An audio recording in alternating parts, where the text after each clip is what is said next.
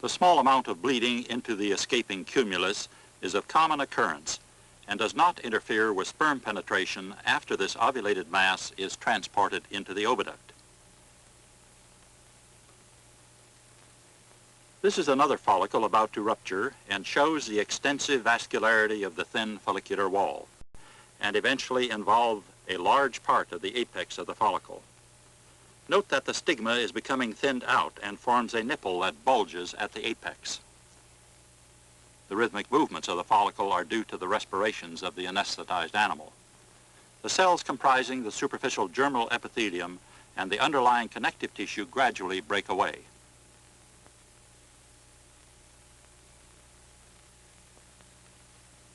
The thin follicular fluid escapes with a spurt.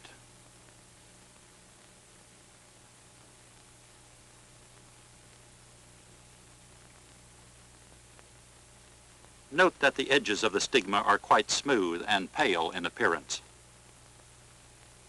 In a few moments, we will observe that the cumulus mass of cells containing the egg will be ovulated much more slowly.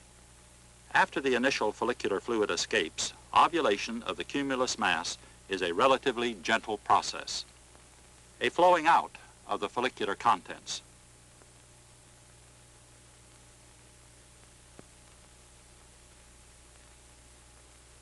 When the stigma once ruptures, the time required to complete ovulation is less than 2 minutes.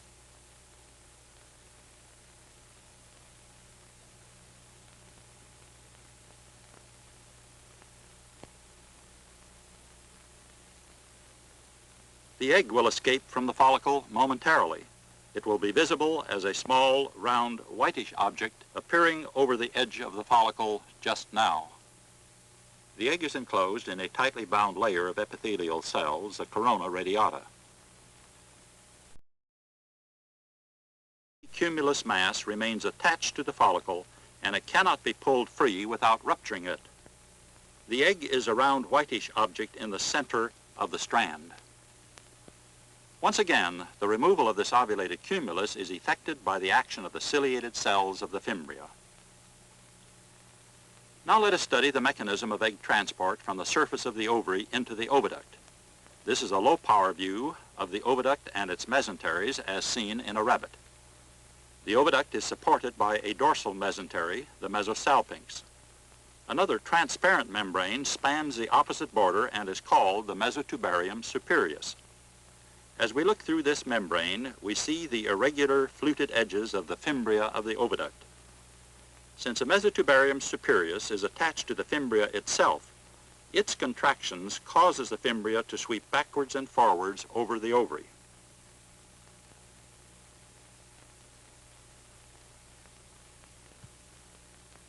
Contractions of the mesentery supporting the ovary causes it to be moved in several directions.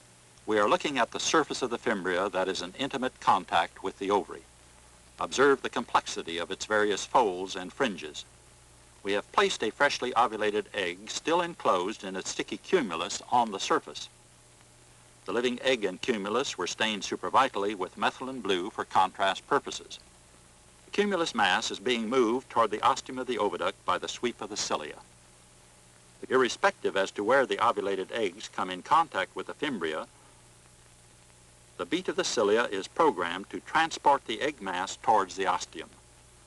When the egg and cumulus enters the narrow ostium, its movement is slowed momentarily. It then passes into the oviduct, and the folds guarding the ostium close over it. We will demonstrate the importance of the cilia in transporting the cumulus masses into the oviduct. If we attempt to remove the sticky cumulus from the fimbria with fine forceps, we see that it is firmly anchored. Here we see a number of supravitally stained rabbit eggs which have been freed of their cumulus and placed on the folds of the fimbria. Observe that they are not transported readily and remain more or less in their original position. Careful observations show that they are being rotated by the action of the cilia upon which they rest.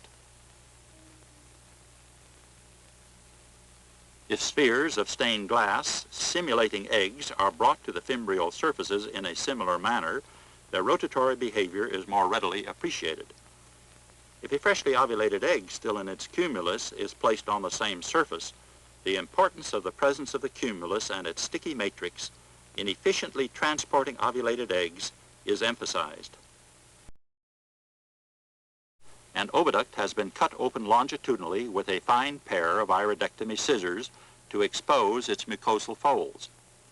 The oviduct has been immersed in a tissue culture medium maintained at body temperature. Observe the longitudinal arrangement and the complexity of the mucosal folds. As seen here, if a freshly stained egg in cumulus is placed near the ostium, it may be transported throughout the length of the oviduct by the action of the ciliated cells.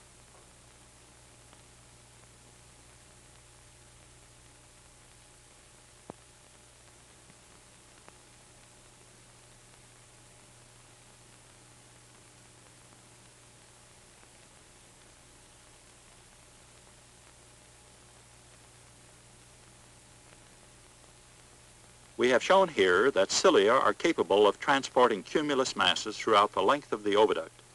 But in fact, the cilia play only a minor role in transporting eggs through the ampulla to the ampular isthmic junction.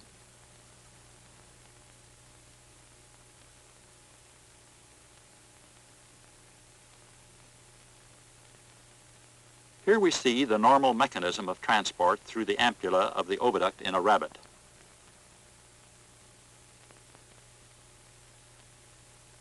Transport is effected basically by the segmental, peristaltic, contractile activity of the oviductal musculature. Note how the cumulus mass appears to be milked forward.